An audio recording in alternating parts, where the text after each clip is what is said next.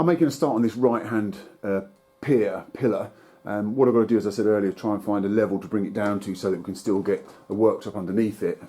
So what I've done, we know, as I said earlier, sorry to repeat myself, we know that the finished floor level is going to stay down here even if these tiles come off.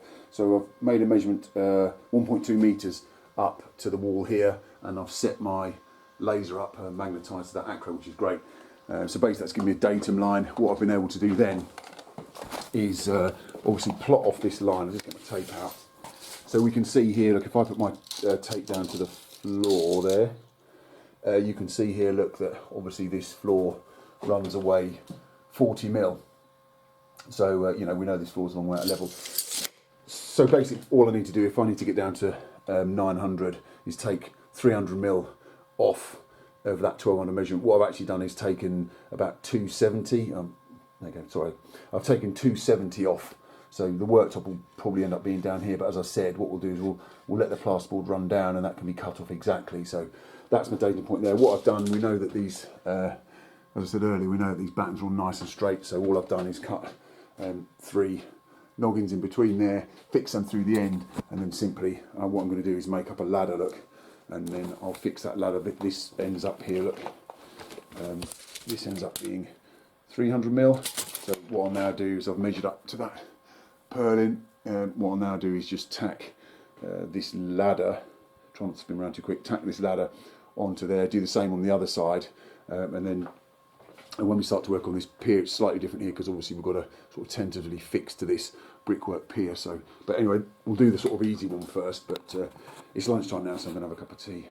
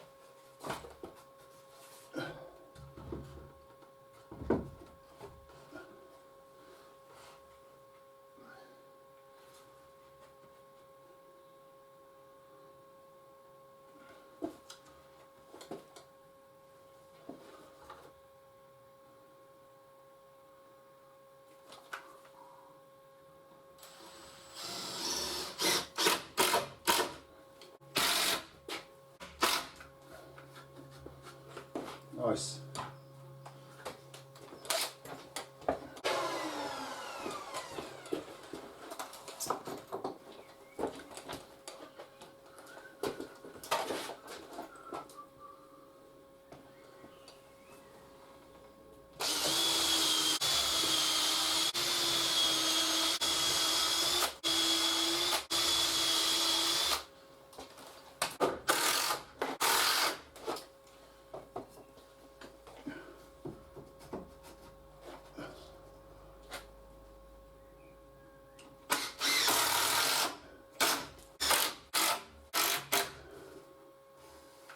Nice.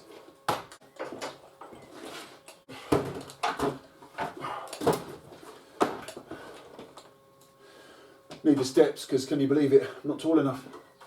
Let's poke that up actually. Further up there, into the heavens. I'm going up there. Right.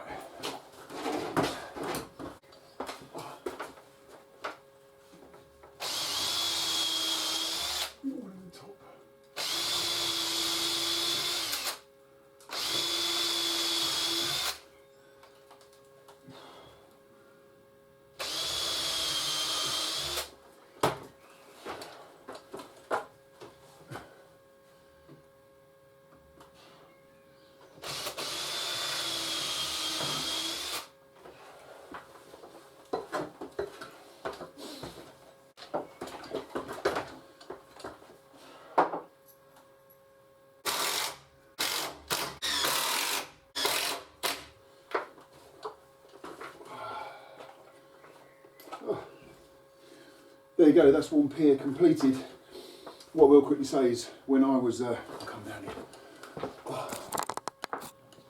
When I was apprenticing, we were first starting out for quite a few of those early years of me being a carpenter.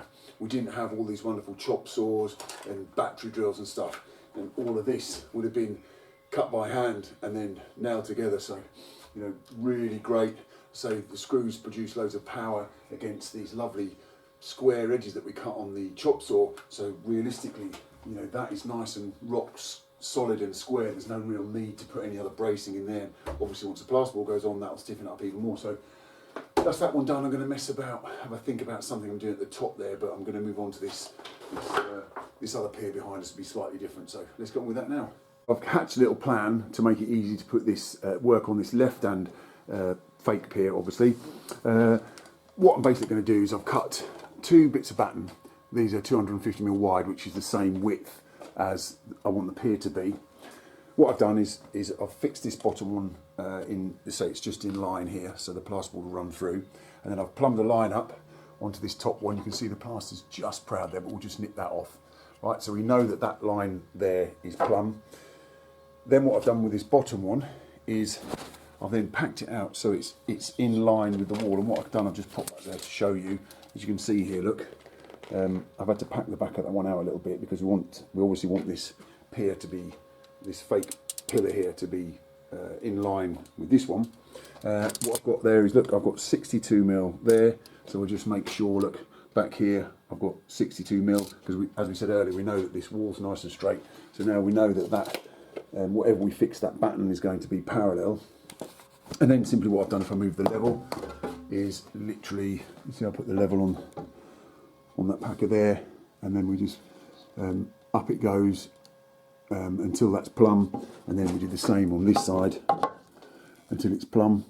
And now we know that basically anything that we fix to those 2 battens will be plumb and upright. So all I've really got to do now is make, so I'll go back to here, look, that's a bit up there, look, that's set up nice to show you.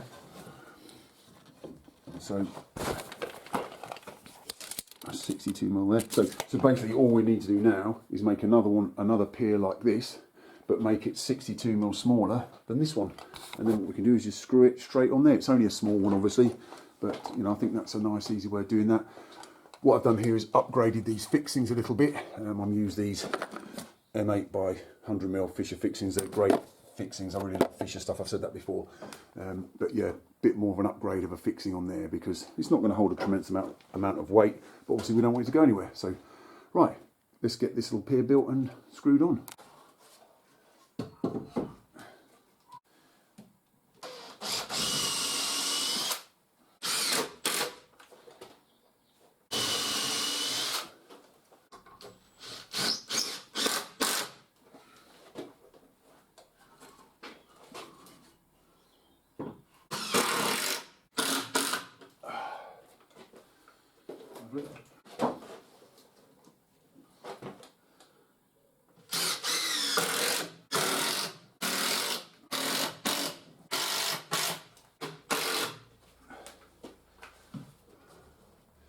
Nice.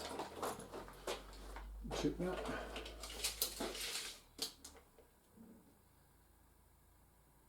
We've got 11.05. Oh, it's nice. That's really good. There we go.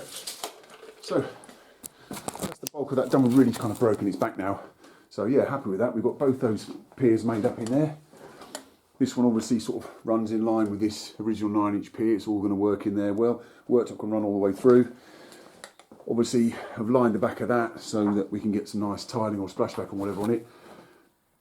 What I need to do now, and again, I said it's relatively easy now because I'm just bolting on top of what I've already done, is get out a height. So basically what I'll do is we'll get a height the customer's happy with, and then we'll be building an additional sort of bulkhead, I suppose, out here a little bit, but it will finish halfway on these piers, so it makes a kind of feature of it, and that'll go all the way up. So yeah, it's I know it still looks like a big gaping gap up there, but I've really kind of got some points to work between now. So yeah, really happy with that, and it's all lovely, super straight. It's parallel between the piers. They both come off the wall the same distance, and you know, obviously, when it's all done, I mean, those pipes are coming out and everything, and we can get plenty of insulation. I'll put something up there. We can get plenty of insulation behind it. So yeah, I can just start to think about sort of tidying all this up and getting sort of up to the sort of the next sort of ceiling level and above. So yeah, happy with that. So there you go. That's another day done in this becoming less and less wonky old house by the day.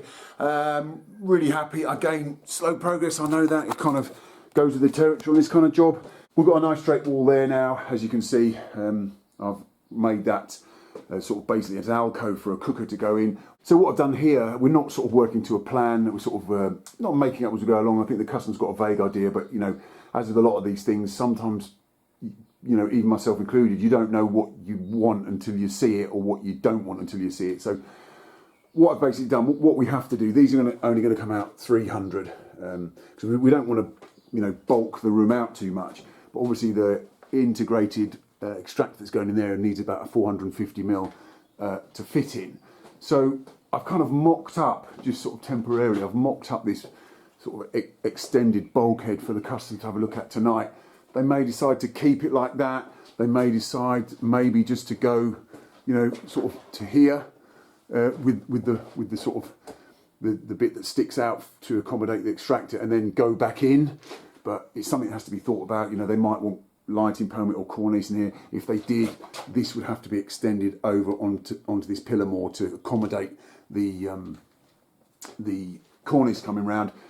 Personally, I'm not a fan of that sort of cornice thing. We went through a phase of it sort of in the late 80s and 90s where people would, you'd have this sort of jutting out, you'd make this sort of bulkhead jutting out in stud work, plasterboard it, this centre section would be tiled, and then it would have like a cornice on the bottom and a cornice on the top. But I haven't seen anything like that for a long time, and I think it's sort of in the best place for it in the past. But anyway, you know, beauty is in the eye of the beholder, as they say. So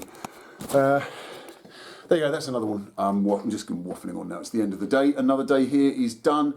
I'll probably be coming back, I don't know exactly when, see exactly what the customers want to do about this bulkhead. And as I said, I know I'm repeating myself, not going to be difficult now to get this all sort of tied in, give us somewhere to put, you know, the insulation and just get it all tied up. So other jobs still outstanding. The Sparky's been in and sort of tamed that beast a little bit. So I've got that stud to go back in here. All this plumbing is going to be changed. Don't judge anyone on that.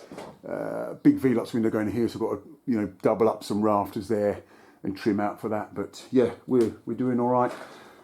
This steel beam here, obviously I'll put this piece of timber in so the plasterboard runs past it. But I don't know if you can, if I put the video camera up there, I can't really see what I'm looking at.